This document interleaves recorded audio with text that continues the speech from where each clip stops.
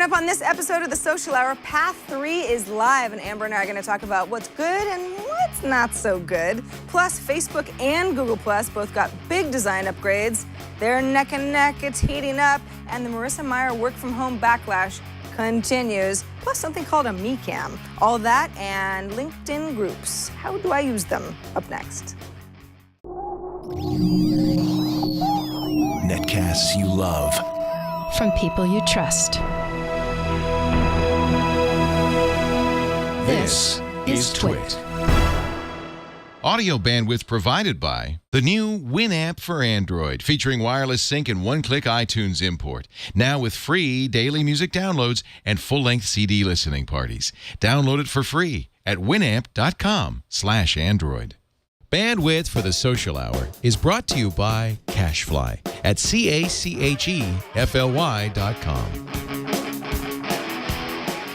This is the Social Hour with Sarah Lane and Amber MacArthur, episode 101, recorded Thursday, March 7th, 2013.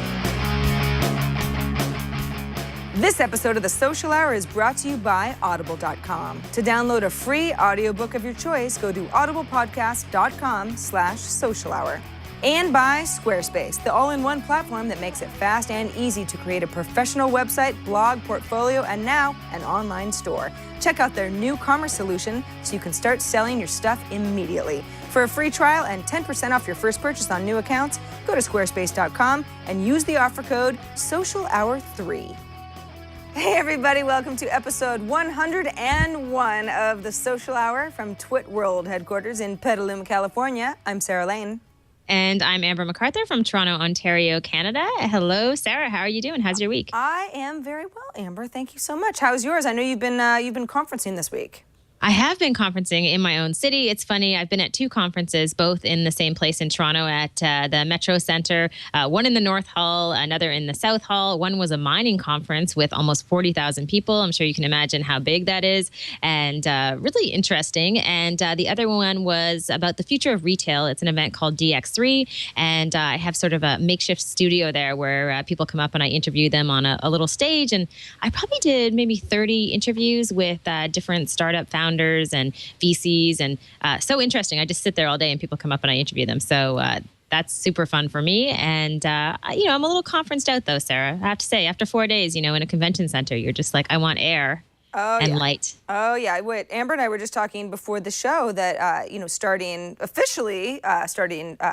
on March 8th, running through the 12th, is South by Southwest Interactive, which is a very, if you want to talk social, it's probably, one of the most IRL social places to be every year in March in Austin, Texas. But Amber, neither you or I are going this year, so we're just going to have to kind of read up and make sure that we have our finger on the pulse of what all the cool social apps are coming out of the show this year. Yeah, I kind of feel about South by Southwest the same way I feel about CES, is that I almost can do more work sitting from a computer far away than I would when I'm there, and I end up hanging out with, one or two people, often the same people, for a few days. So I like to look at it from a distance and see what's happening, but I haven't felt that real pull to go there. I've been a couple of times, and that's enough for me. So maybe I'll go back one of these years, but not feeling like I'm really missing out, because I feel like you just get so much content online on blogs and through Twitter. It's true. Yeah, it's you don't always have to be there, although you do miss out on some of the great Tex-Mex. That is true. One of the apps that very, very obviously strategically timed with a nice big update is Path. Path introduced version 3 of its app that we're looking at, their official blog post there. And it's actually kind of hard to show off Path in any detail because it's supposed to be a private social network, so I don't really want to out all my friends and show all you guys their updates. But you can see here in the screenshots that we're showing, if you're watching the video feed anyway, that you have all sorts of options now if you want to private message a friend on Path. So Amber and I are friends on Path, for example. We have the option to kind of take it off the main feed, so it wouldn't just be me publicly showing everyone who's, my 150 friends what my update is and then Amber commenting. It would be a message between the two of us, similar to a SMS chat or Facebook Messenger or GroupMe or, variety of other options that you have for a one-on-one conversation or even a group conversation. We can send text to each other. We can send little sound clips to each other. We can send what are known as stickers. They're basically little, I don't know, they're cute little cartoons. You have, They are cute. Yeah, they are cute. I actually bought a few of them. I'm sort of embarrassed to say how easy it was for me to part with about $10 buying a few of these packs. Amber, and I mean, I think that's really what I'm getting at here, is that Path, it's a very clever way, to sort of like tug at our heartstrings. Oh, that's so cute. Oh, that's fun. I'm going to send that to Amber. But really, it's their monetization effort, don't you think? Yeah, and I mean, from day one of the things I've always loved about Path is the whole user experience and the design. I mean, I would argue that it's probably one of the most beautifully designed social apps out there, and it has been like that since they first started out. So it seems like this update really is no exception. Still lots of cool stuff. The stickers, like you say, really cute, and an interesting way for them to be able to monetize the app. I've always loved this tool. I don't use it as much as I did when it first came out. I kind of dropped off somewhat because I feel like I've exceeded my bandwidth for social media tools at this point. Yeah. And it just hasn't really fit into my days that well. But definitely, I think one of the most beautiful tools out there. And from a functional standpoint, it just works really well. I have to say, Amber, I'm probably more of a Path user than you, but I go in and out. Sometimes maybe it's, the company I keep or whatever. Sometimes I'm like, oh, it's a bit much. There's a lot of sort of oversharing sometimes that happens. And even my Path friends, it's supposed to be a social network where you share the parts of your life that you don't want to, post publicly on Twitter, that sort of thing. Good friends, your family. I find that, good friends and family of mine is not actually 150 people. It's much less. It's probably more like 50. And but I've maxed out at 150 friends. So I've still got the people that are fun to interact with. But every so often I kind of go, oh, I know so much about, what they're doing all of the time. So I think that Path is smart to try to introduce features that Facebook already has, for example, that a lot of other apps are doing to try to keep you in the Path experience. I think that the number that Dave Morin, who's the CEO of Path, gave to one of the tech blogs was that they have about 6 million active users. 6 million active users, as far as the competition goes, is not a lot of users. And I think a lot of that is because it's closed. It's how many people can I tell about Path if I've already maxed out on the number of friends that I can have? Doesn't really matter. So if you give us more tools, we spend more time there. We might pay a few dollars here and there to upgrade some sticker packs or get some photo filters. But then we have other reasons to stay within Path. If I've got to text you, then maybe Path is the avenue that I'll choose going forward. I'm still not convinced that that's where I'm going to be doing the majority of sort of back and forth conversations with my friends, but I don't know. I've only had a day to play around with it. I did have a group conversation with a few friends yesterday where we were trying to one-up each other with silly little stickers, and I have to admit, it was pretty entertaining. And also looks like they made 2 new hires, some pretty big hires at the executive level, hiring a new CFO as well as a privacy advisor, Ann Toth, who's going to be working as a consultant for them. I thought this was the really interesting hire here, the fact that they got someone who has such extensive privacy experience, because obviously that really is at the core of Path, like you mentioned, the idea that it's just about an intimate group of friends, and they want to make sure they don't have privacy issues, because if I am correct, there have been privacy issues in the past with Path, and people obviously very concerned about this with such small networks. Yeah, absolutely. I mean, it's interesting that Path felt the need to hire a privacy officer. They do say she's going to be a consultant, so who knows if it's full-time or not. But yeah, I mean, I guess these sorts of things are just, you want to nip it in the bud really before it becomes an issue at all, especially for a company like Path that has gotten into some hot water in the past for address book stuff. I don't know. We don't have to go into that again. I'm sure we talked about it here in the past. Certainly, I feel like I've talked about it quite a bit. But, Kim Jabal, who's their new CFO, comes from Lytro. And that's that really cool camera where you can focus parts of the photo after you've taken it, selective focus, that you don't actually have to do while you're taking the photo. It actually happens in post-processing. That's really interesting, too, because Path has some really nice photo filters. They certainly put a lot of emphasis in taking photos. They do have a native iPad app as well as an iPhone app, and they're on Android as well. So I think that that's really interesting. That it sounds like they're definitely bringing someone in who not only knows photography, but knows kind of next level future of photography. Yeah, that's super interesting. Another story, Sarah, that I'm sure you've talked about to death on Twit. It's been making the rounds on all of the tech blogs and even outside of tech is the story about Yahoo and Marissa Mayer, obviously sending around the memo that people who are working from home 100% had to come into the office and start working from the office. A lot of controversy around this.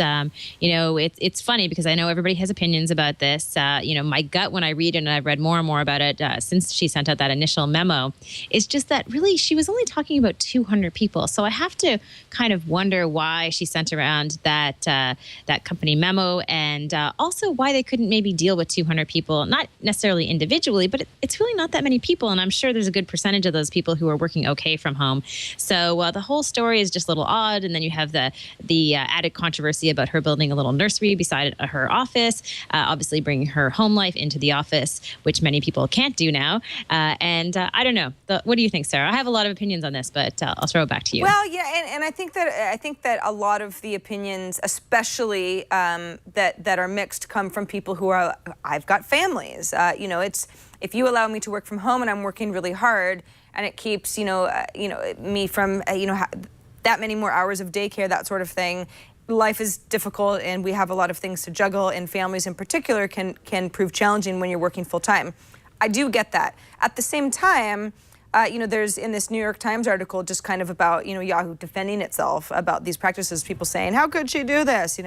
She's living in the past. The now is all about telecommuting."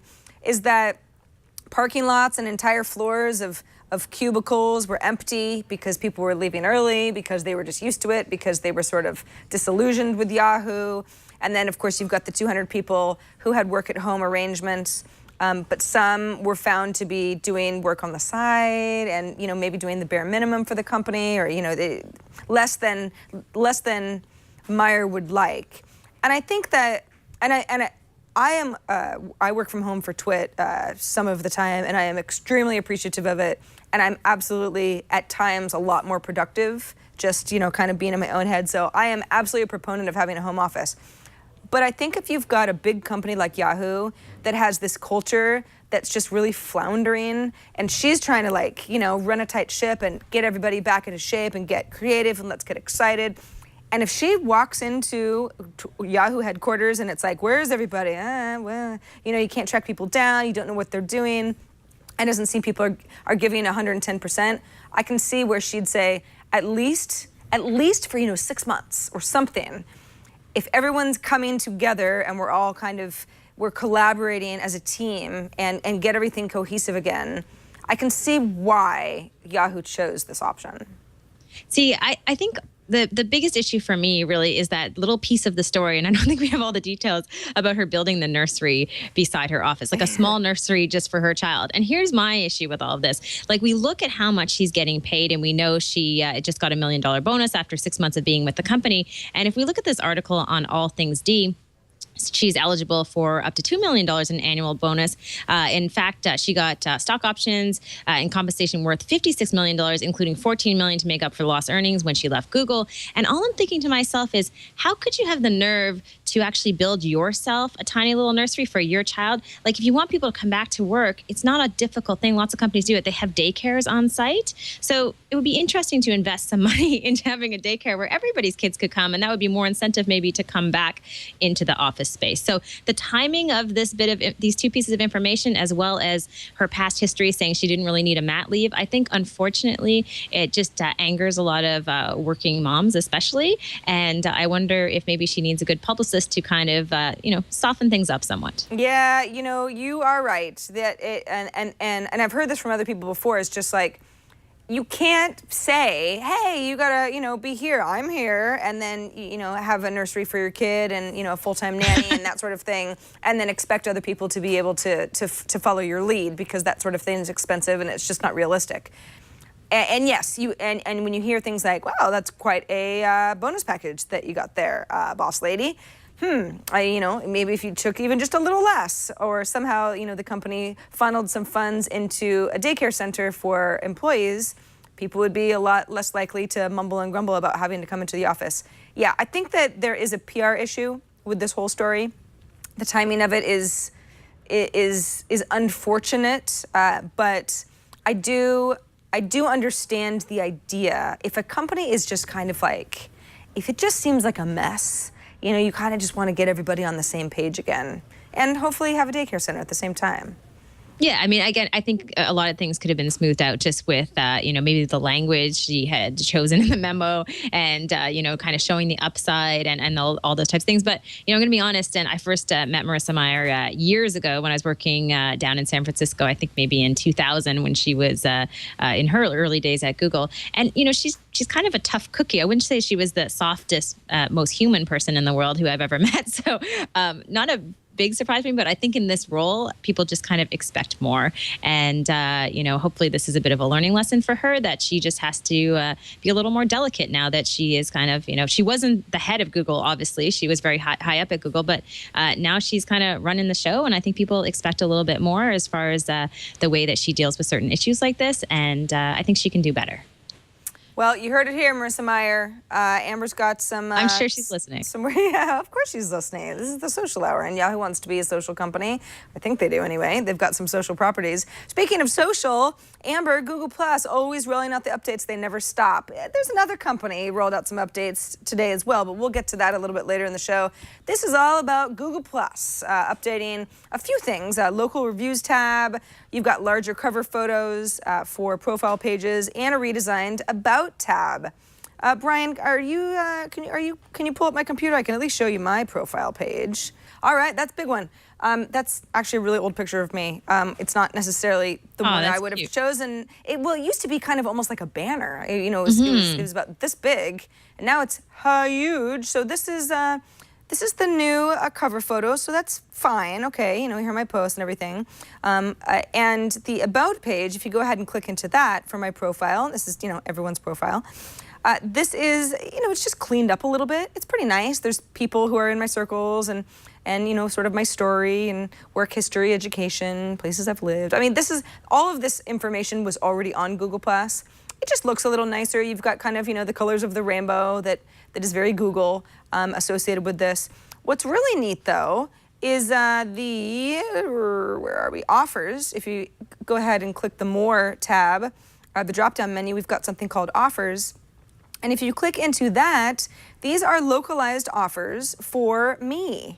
Now it says, don't miss out, subscribe to get Oakland East Bay offers straight to my inbox. It may think that I live in Oakland. I don't, but that's certainly not too far from where I live. I could go ahead and close that. Now these are, for example, the Spot Intercontinental, $105 for a custom spa package, which is, usually a lot more. Okay, Half Moon Bay Kayak Company, that's really cool. There are some, it's just a sort of a variety of, it's kind of Groupon-y stuff. But these are deals that I can search for. They look really nice. Of course, it's that whole tile interface. Everything's Pinteresty these days. But some of these deals are very nice. $45 for a set of 1,500 thread count sheets. Wow, that's actually a really good deal. I could use some more sheets. I like this, Amber. I think that Google Plus is always, it didn't necessarily start off perfect design-wise, but it always gets better. I don't really believe it gets worse with all of the updates that they've been making. Yeah, I agree. It's funny, just when you're talking, I went in to actually change my cover photo or profile photo, whatever they're calling it now. And you're right, it's enormous. I just grabbed a random photo. It's a little bit too big for my liking. I don't know if you can actually decrease the size of it, but it is massive. It takes up way too much real estate and a little too self-indulgent in some ways, I think. But nonetheless, if you have a nice picture like you do, it looks great. I took an old picture that doesn't look that awesome just because it doesn't blow up that nicely. But I agree. I think with Google Plus, I'm always impressed with the changes that they do make. I think they seem more thoughtful and, more and more, like we've said before, it just seems like they're around to stay. They're not going anywhere anytime soon. And I feel like even the reaction towards Google Plus, when I'm out talking about it with different companies, they're finally accepting that they can't ignore it anymore. So great for Google. What's interesting too is that when you first click on the profile, Brian, if you go back to my page really quick, see that's, you kind of got to think about that too. So it's like, it starts off not quite so big, but then if you're not careful about the picture that you choose, then you go like, what is that? Oh, I see. That's the cover photo. Very nice. So, you know, kind of works, kind of doesn't. At least you can, you know, once you start scrolling, it goes away. But it's, you know, it's good. Google Plus, they're fake. They're innovating. They're iterating. They're doing. They sure are. Yeah, they're doing what they can. You know, I'm acting like Google Plus is just like hobbling along on the crutches, like, oh, look at us, we're looking better. Google Plus is fine, and I know a lot of people use it. It's just, I don't use it as much as some of us. Especially the Hangout tech. Like I can honestly say, and we're going to talk about two things that are relevant to this later on. One cool Hangout app that I just stumbled across. We're also going to talk about the changes at Facebook. But I will say the Google Plus Hangout technology, I use it at our company all the time. So there's 6 of us who will jump on a Google Plus Hangout, and it just works so well. I mean, it's the perfect type of software for collaboration. Obviously, it's free, super simple to use. So I feel like that, to me, that is like the shining piece of technology within the platform. And more I see apps that are developed for it, and just how that's evolving. I feel like that's such an interesting piece of the Google Plus experience that doesn't maybe get as much as attention it should. Yeah, exactly. It's easy to say what's better, Google Plus or Facebook, but the truth is that Google Plus has some really, really interesting features that nobody else is doing. No other social network has even tackled or even tried. All right, a quick reminder that we record the Social Hour regularly live on Fridays at 4 p.m. Eastern, 1 p.m. Pacific. Sometimes we record at other times to try to arrange around Amber and my schedule. So if you are watching live, we are recording the prior Thursday. But if you don't watch us live, none of this really matters, because if you go to twit.tv/TSH, that is where all of our shows live. We're on demand. We love it when you watch us live, but you certainly don't have to. All of our shows are there, just waiting for you to catch up on them, to subscribe to our shows. That is a really, really, really bad picture of me. Whoever chose that is out to get me. Jeff Stewart, I hate you so much. I'm going to put on powder on my forehead right now because of that. Just because of that photo, Sarah? Because that photo was really bad. Anyway, it doesn't matter. Story of my life, right? Email us at thesocialhour@twit.tv if you have any feedback for any of the stories that we talk about, or the services that we discuss, or the opinions that we have. And thanks in advance. All right, let's take a quick moment to thank Audible for sponsoring this episode of The Social Hour. Audible.com is by far the leading provider of audiobooks. It has over 100,000 downloadable titles. And it's every genre that you can possibly imagine. You know, Leo and I were talking earlier this week about how he didn't think the Harry Potter books were all that good. And then I sort of went like, what? Harry Potter's great. And he said, you like the books? And I said, I actually never read the books. I only watched the movies. And he goes, oh, you got to read the books. They're so much better than the movie. And I said, what? Anyway, that's the sort of thing that you could listen to at Audible. I mean, if you're like trying to get into not just Harry Potter, but any sort of, you know, maybe a collection of books where there are, you know, 7 or 8 of them, and it's going to take a while, Audible is absolutely the place to get started. It's fun because if you are a commuter, or you're in a place where you can listen to, you know, your headphones regularly, you know, you're walking, you're at the gym, or you're getting chores done and that sort of thing, Audible's fun because you're listening to the book being read to you, and you know ahead of time how long it's going to take, because Audible will say, this book is 16 hours and 57 minutes, that sort of thing. This book is read by this particular person, that sort of thing. And for listeners of The Social Hour, Audible is offering a free audiobook to give you a chance to try out their service. You can try out one of those Harry Potter books, or maybe Life of Pi. You know, it did really well at the Oscars as a movie, but the book is amazing, and it's fun. It's fun. See, if you want to download an audiobook of your choice for free, just go to audiblepodcast.com/social hour. And we thank them so much for sponsoring this episode of The Social Hour. All right, Amber, what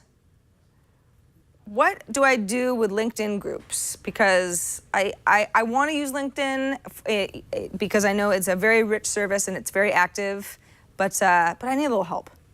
Yeah, so for our social tip this week, we've talked a lot about LinkedIn over the past few weeks and said many times that we're not sure exactly how to take full advantage of LinkedIn beyond just updating your profile and connecting with people on the service. But I know a lot of people rely on LinkedIn groups. It's a great place to go to be able to build up your expertise, to share with other people, and to also be able to build a community. So there are tons of groups on LinkedIn. And I came across this article, and the tip is kind of twofold. One is that I've been reading a lot of content from marketing profs. I think it's a great place for people in the social media marketing space. For access to their full articles, you do need to sign up, but all of the content is completely free, and they have great webinars, which I think are paid, but the content, the articles are actually free for anyone who signs in. And I stumbled across this one article talking about 5 tips for using LinkedIn groups effectively, and just wanted to share it. We'll put it in the show notes, but a couple things that they mention is obviously obvious things like don't be a party crasher in LinkedIn groups, don't spam discussions, don't join too many groups, use the share feature to post to multiple groups. So talking about how you can manage multiple groups or be involved in a few groups, but obviously not too many. You want to be able to visit them on a regular basis. And joining groups for your target market. This is a great way to network on LinkedIn, and asking questions using things like polls. So just a few different things. And I know for everybody, LinkedIn groups may not be perfect, but just from my experience speaking at different conferences to different industries, I know people really rely on some of these groups across different industries and sectors. And it can be a really great way to just expand your networking efforts. So if you are an expert or you're trying to build up your persona in a certain space, maybe start a LinkedIn group and invite people to come there and engage there and start a conversation there. So a great way to take advantage of some of the free tools within LinkedIn. Yeah, that's awesome. That's great. Marketingprofs.com. I wasn't even familiar with this website before. Yeah, I actually took an online seminar there a while ago. I think it was a B2B social media marketing course, and I don't really do a lot of those, but I just thought I would take it. Someone sent me a link to it, and since then I've kind of followed some of the content that they push out, and they put out a lot of content on a regular basis. But like I said, great for social media marketers. A lot of really relevant stuff. Yeah, they say that max is, the maximum that you can join a group is 50. And I can't imagine that you would even want to be in 50 groups, because then it's just, the information coming in is so diluted, right? It's like, what am I? I'm a part of, a San Francisco-based group, a certain industry-based group, and then maybe some, other hobby-based interest type group. And I can see where that is good advice. Don't join too many groups. You want to make sure that you have a focus, or it's not going to be helpful to you to have too much kind of information that doesn't help you focus. And it's also not helpful to anybody else to not really understand what you're all about. Yeah, exactly. And I think, as much as I like Facebook groups and they can do similar things, I feel like if you're really into professional networking and you want to use something like groups, I feel like LinkedIn is definitely the platform to be able to do that. Exactly. Yeah, LinkedIn is fun. I actually had, this hasn't happened to me in a long time, Amber. There was this guy that I had met that I found him on LinkedIn, and I was like, oh, okay, let's be contacts. And we became contacts, and we have no one in common. Not even, you see, here's how you're connected, He's a second connection, second level connection based on, this random person that you may have worked with in the past. At least, I don't know, maybe it's because I hang out with too many people in tech and media, but it's like, I was like, wow, we don't have anybody in common. And you live in San Francisco. Huh. Crazy. That's very interesting. It's Pretty unusual. I found him. The guy that I haven't met yet. Yeah, that nobody knows. The only one. Yeah, exactly. Hey, so we talked about this new Facebook newsfeed earlier in the show. I guess it's probably time to show it off. Facebook had a little event down at its headquarters in Menlo Park this morning, at least Pacific time. And they streamed the event. It wasn't very long. It was less than an hour. And the whole idea is that Facebook is unveiling a news feed that acts the same but looks quite a bit different. Photos and videos are much more on display. They span the width of the feed little container down the middle of the page. You don't have the left-hand rails and right-hand rails that were kind of cluttering up the news feeds that were actually all quite used to now. Supposedly, the mobile and the desktop experience really mirror each other, so you don't kind of have this, oh, well, there's one type of Facebook that I see when I'm at my computer, and then a whole different type of Facebook that I see when I'm on my smartphone or or tablet or that sort of thing. I would show you what my newsfeed looks like, but I don't actually have the feature yet. A lot of us don't. They're rolling it out this week, so I haven't gotten it yet. But Amber, I have to say, we were talking about it on TNT this morning because the announcement was happening live while we were doing our show, so I was kind of following some of the live blogs, and my first reaction was, gosh, it looks a lot like Google Plus. and that's not a bad thing. And, Facebook would never say, well, we want to be more like Google Plus, but I'm sure there are elements of that social network that they go, wow, that looks really nice. We can maybe make some of the visual stuff bigger. And Mark Zuckerberg had said on stage right away, it was pretty much the first thing he said, is that they wanted to make the newsfeed more of a personalized newspaper, and that more, maybe twice the percentage of people were sharing visual content like photos than in the past. So, and that's from personal profiles and also from brands and celebrity pages and that sort of thing, where someone kind of has a personality or a brand that they're cultivating on Facebook. So if people are sharing more visual things, why not put more emphasis on that and make it so that the mobile app isn't any less of an experience than the main desktop or app. And what's also neat is that if you want to look at your news feed as it is, that's fine, but you can also break it out into brands that you're following, events that you have the option to join or not, or you just want to look at them in sort of a calendar list.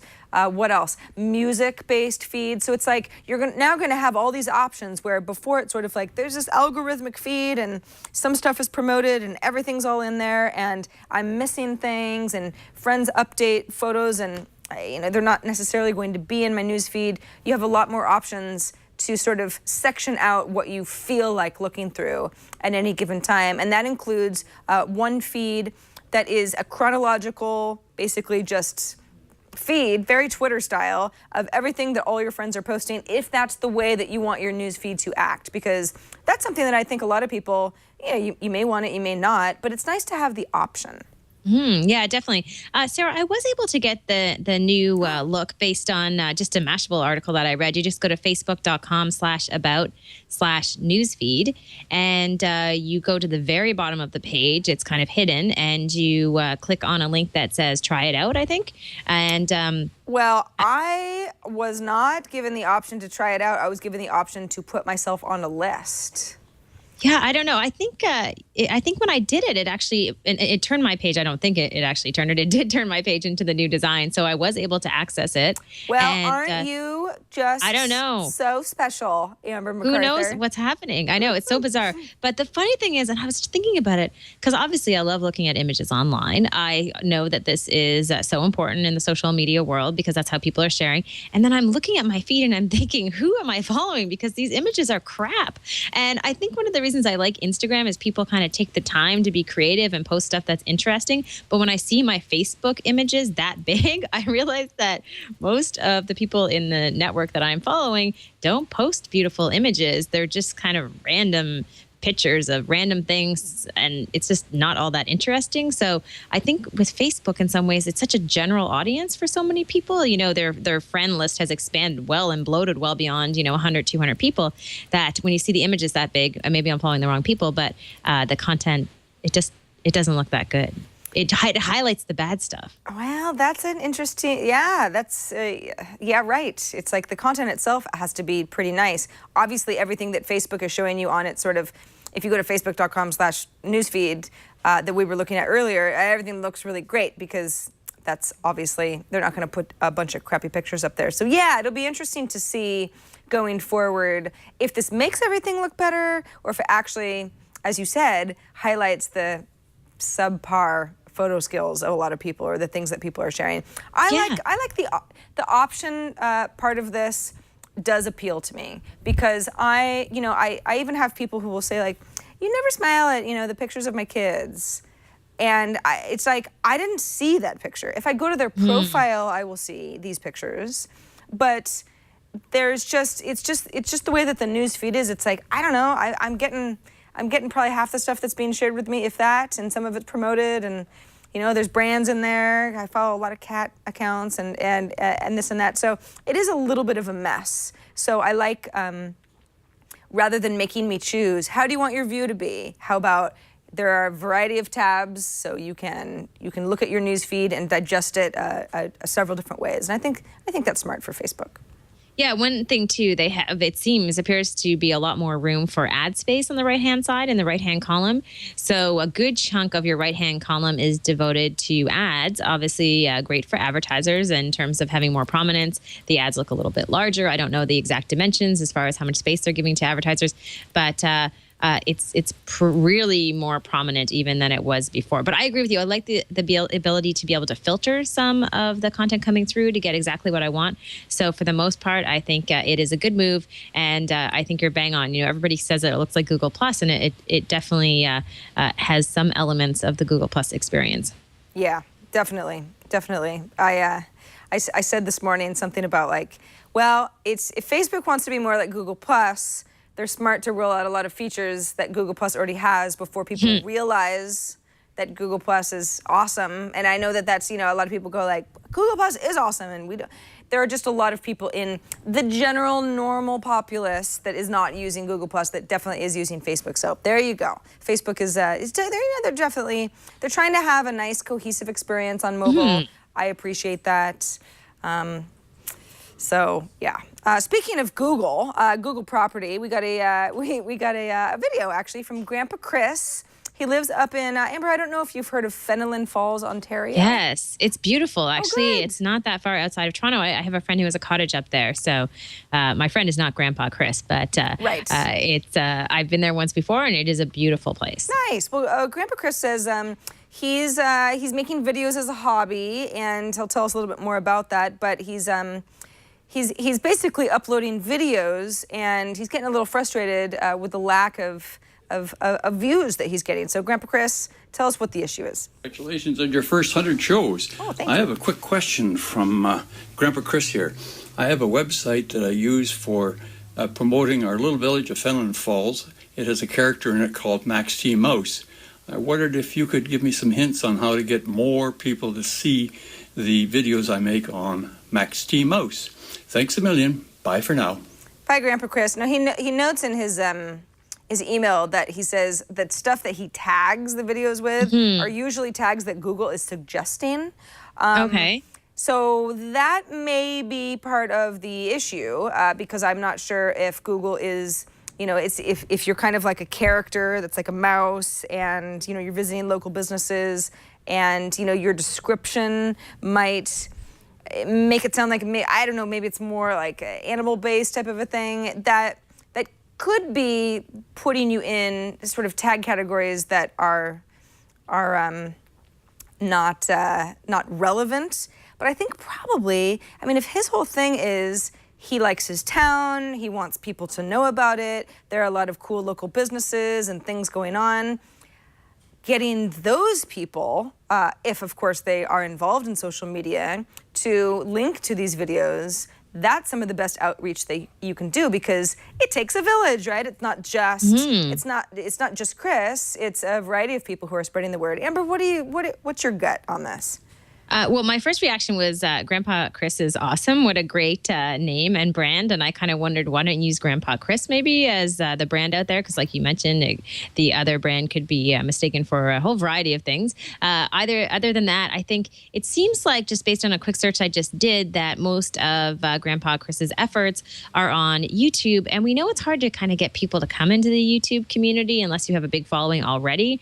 So I would say maybe part of it is just the tool he's using. If he's just devoting all of his time to YouTube, maybe he needs to become more active on Twitter and drive people there. Because if you do search for Fenelon Falls and some of the Twitter conversation, there are people talking about Fenelon Falls. So I would say that would be a great community to nurture first and some of the businesses in Fenelon Falls, and then push people out to the YouTube video. Like creating a YouTube community on its own, I think is very hard unless you have that personality and that content that already has some traction online. So I would rely on the other tools to push there and start with Twitter. It just seems like an obvious one based on a simple search that I just did.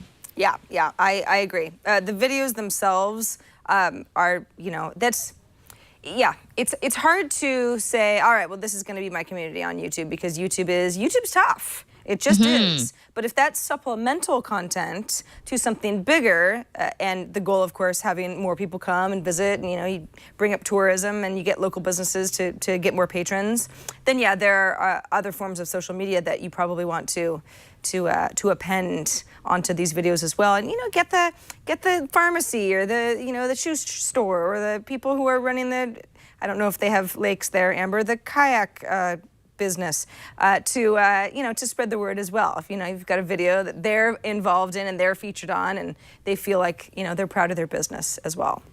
Yeah, exactly. I think that's bang on. There's a great little community there, a great little town that I've kind of passed through. And I think you're right. There are those smaller businesses. So figure out a way to maybe be almost like a hub or home base for some of those businesses. And maybe Grandpa Chris is kind of the face of social media efforts in Fenelon Falls, but really focus on the Twitter community. I think that this is a perfect example of, a platform that works well for something like that. And, just for search results, maybe even make sure that you are on Google Plus, and I know they have sort of a community offering there as well, because that will then drive search results as well. And that's one of the primary reasons to be on Google Plus right now is to help your search rankings, even if you don't want to post there all the time. But it's an important part of that equation. So consider that too. Absolutely. So what's this Google Hangout app that you talked about a little bit earlier in the show? It's called Scoot and Doodle. This is really cute. I've been reading more and more about educational software in the social space, and I didn't read about this until I stumbled across this article on TechCrunch today that Google Plus Hangout app, Scoot and Doodle, raised $2.25 million in seed money, and it's kind of neat. It's a collaborative software tool. It's an app that allows people to go together, particularly kids, and to collaborate on drawing. So, if you think about a tool like Draw Something and all of that popularity of that tool, which is more like a game. Well, what they've done with this particular Google Plus Hangout app is it is more about collaboration and the importance of young people being able to go together and do things like draw something and create something kind of interesting while being on video camera and working together on a certain project. So I love software like this from a social perspective in the educational space. I feel like, this is why some of this technology is so exciting. And this is just one example of a really fun tool. I like it. Cute. Yeah, it is cute. Boy, we've got all sorts of, it's like cutesy stuff is ruling my world right now between Path stickers and Scoot and Doodle, and other people obviously believe in them as well. They raised quite a bit of money, so yeah, and imagine. This is like neat. I think of my son who just turned 4, and my brother has twin girls who are 5. And I know we've done Google Plus Hangouts before with them because it lets everybody be part of that conversation. If there's people on different webcams and you can support more than just 2 people, like a Skype call. But I could totally see them in a year or two kind of getting together and drawing together and using a tool like this to kind of have fun and create something because they're not in the same place. Or imagine when students very often, they have not necessarily pen pals, but classes talk to other classes overseas and they get together and create something like this. So I think this is a beginning of the potential of this space and how collaboration, particularly with younger kids, can be so amazing with Google Plus Hangouts. Yeah, absolutely, and especially with little kids because they're not necessarily. They don't even need to look at each other. It's like it's. I don't think they get the same sort of like wow joy. I mean, a bunch of kids don't necessarily need to look at a bunch of other kids on a screen, but if they're basically having a virtual crayon fest. And that's cool. That's cool. It's fun. Wow, twin 5-year-old girls, huh? He must have his hands full. Oh, yes, he does. Trust me, when the 3 of them get together, it's totally entertaining. So they have a ton of fun. That's great. So Scoot and Doodle, definitely check that out, especially if you've got little kids or if you just like, artwork and you like the Google Plus experience. Hey, we want to hear from you. We love getting all of your feedback. You can write us at thesocialhour@twit.tv. You can leave us a voicemail. Although sometimes when you leave us a voicemail and you just listen to my little greeting and then you hang up, that's not really technically what I have in mind. Yeah, that's not quite right. But 2626 social. If you're feeling, Like you've got something to say, you got a little feedback, or you've got some advice from Grandpa Chris up in Fenland Falls. 2626 SOCIAL is our Google voicemail box where you can leave us a message, or you can record a video, upload it somewhere, and send us the link, and we will try to play it in a future episode. And thanks so much. If you do send us a video, because we get a lot of email, if you can put video in the subject line, like in all caps or something, it just makes it that much easier for us to find it. I'll do my best otherwise, but that would be helpful as well. All right, Amber, before we get to your rad or fad, which is the culmination of everything that we do on the show, let's take a moment to thank Squarespace for sponsoring this episode of The Social Hour. Squarespace it's an all-in-one platform, really. It'll help you create a professional website or blog or portfolio, and now it's also an online store. For years, I've had this kind of like fantasy that I'm going to become this really respected painter, and I'm going to sell my works of art, for not too much money, but I could make I don't know, have a little part-time job on the side or something. The problem is I don't have a whole lot of painting skills, but if you do, you could sell anything. This is really, really neat. You can check out Squarespace's new commerce solution, and you can start selling stuff. Maybe you're a great photographer. Maybe you make really cool, I don't know, scarves. Maybe you are a good painter. Maybe you do like oil on canvas kind of thing, and it's absolutely amazing. You can start selling your stuff immediately. It's really, really neat. If you want a free trial and 10% off your first purchase on new accounts, you can go to squarespace.com and use the offer code SOCIALHOUR3. Social Hour 3, the number 3, because we're in the third month of the year, and that's how Squarespace kind of tracks who's interested and who's signing up. What's cool too is that Squarespace gives you and your website users a really good mobile experience. It's all about mobile these days. I mean, anything that's social is not just some static blog online.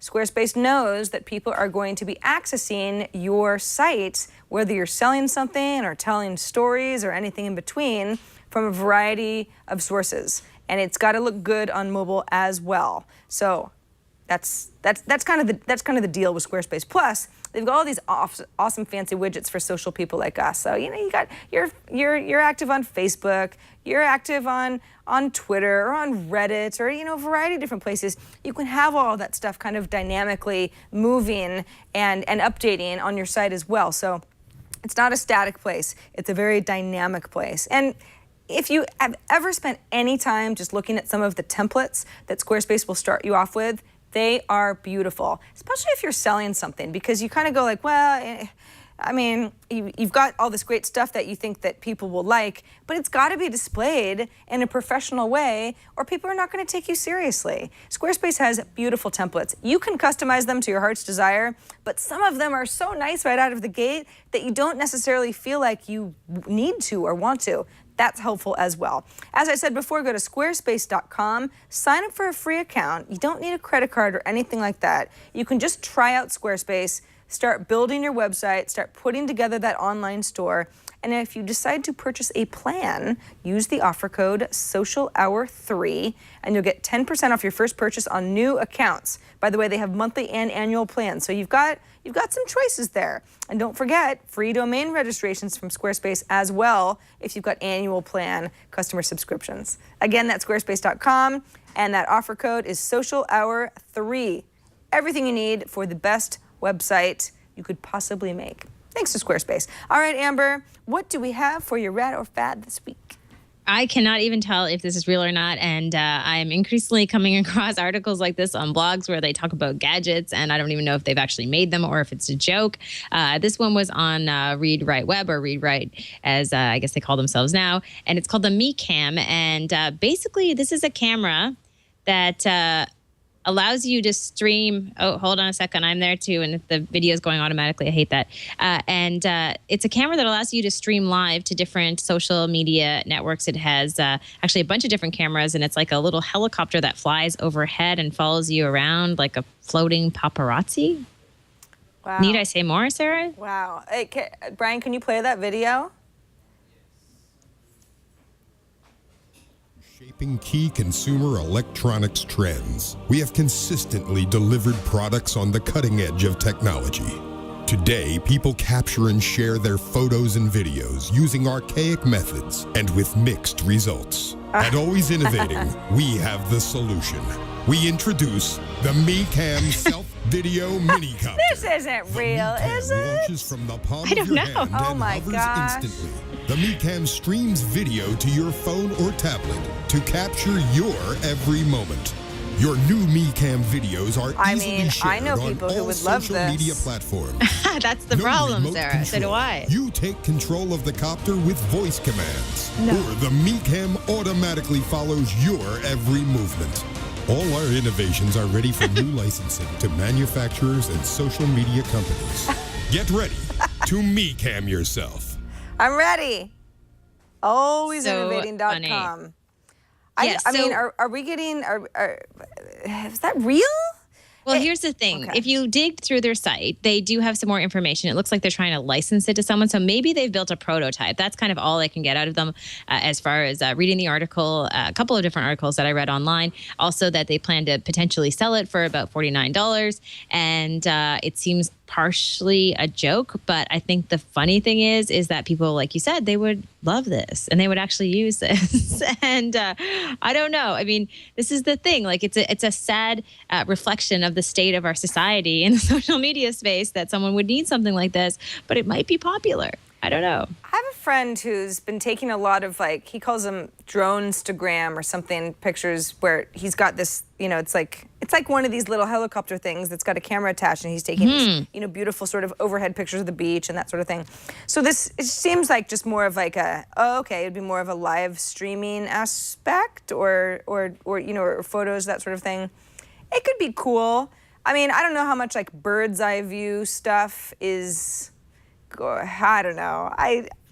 I definitely can see people thinking that this is awesome, and then there'd be too many pictures of like the tops of things, and then we'd all get sick of it, and Yeah. I mean, mean- nobody would want a MeCam anymore. It's kind of it's kind of like that, you know, live streaming where people had cameras on their heads. Exactly. And I mean, I think logistically, the biggest issue is that when you have something like this that is flying in the air, I know just from playing with remote controlled helicopters, is they never really work well. And inevitably I break them because I fly them into the roof or into the ceiling, whatever it might be. So I just think, you know, it's not that practical to have something floating around you like this. So that's the number one issue. Maybe if they have a modified version of this that you, you know, somehow you put onto something that's a little more stable, who knows? But I hope this is a huge fad. Although, Sarah, we have to think back that there are the years of like Justin TV and all these people who recorded themselves 24/7. So I don't know. Maybe it could be popular in the long run. Let's hope not. Let's hope not. I mean, for all of our egos, let's hope that the MeCam Let's hope not. is just a fad. It's Yes. just something that we do because we can, and then we all realize we don't need it. Maybe Just- Beyonce, she would need it because she, you know, she has that whole HBO special and everything where, you know, she's been documenting her whole life. So maybe if you're that big, you need a MeCam. Right. For the but- rest of us, not so much. But the problem is that there are so many people who say, if Beyonce can do it, why not me? I'm going to be a star with the MeCam. That that's is flying the overhead. whole problem with the world. And then what happens when you go through somewhat of a narrow doorway and your poor MeCam is like, Yeah. Exactly. And then that's It's the end of me your dead. little copter. It's done. It's not pretty, Sarah. Well, and you $50 down the drain. Yeah, right. 49 well earned dollars. Think hard about that, kids. You really want all of Yes. that online? Is it really worth it for the MeCam? I'm going to go ahead and say fun but fad. Yes, definitely a fad. I mean, if you really want to broadcast live, you could use an app like Ustream's broadcast app, which I believe is free. There are lots of other tools to do this that won't cost $50 and won't potentially lead you to a very embarrassing situation when you crash a little gadget like this. Exactly. All right, well, we've come to the end of our hour. That is it for this episode of The Social Hour. It was a good one. Thanks to everybody who joined us. Remember, we are live on Fridays regularly at 4 p.m. Eastern, 1 p.m. Pacific. Sometimes we shoot the show, as we did today, a little before or a little after that time. But everything is always at our website, forever in perpetuity, twit.tv/TSH. Almost said Another acronym for another show, because I did a lot of shows today. Twit.tv/TSH. Subscribe to the show. By the way, subscribing, every once in a while someone goes, well, I don't know, I'll just watch it live, but I don't have to pay. It's internet subscribing. It's podcast stuff. It's just us on demand. It just means that you get the show delivered to you without you having to think about it. So don't ever think that we're going to charge you for this stuff, right? You know, that's why we're ad supported. But thanks to everybody who watches us on demand or live or sometimes both. Maybe it's so good that you have to watch it twice, and that you guys get an extra gold path sticker for that. All right, Amber, well, I guess we'll be back here next time at our regular time, next Friday. Do you have any great plans in the meantime for the week ahead? I don't. I mentioned to you before this show started that I met Scott Monty yesterday, the head of social for Forward. So I'm hoping to get him on the show. He was fabulous. I learned a ton from him just in the 10 minutes that I chatted with him. So I think he would be a perfect fit for the show. So I'm going to chase that one down, and I'll keep you posted if we're able to get him on the social hour. So fingers crossed. Yeah, sounds good. Good luck. All right, that's it for us. Until next time, I am Sarah Lane in Petaluma, California. And I'm Amber MacArthur, and we'll see you soon.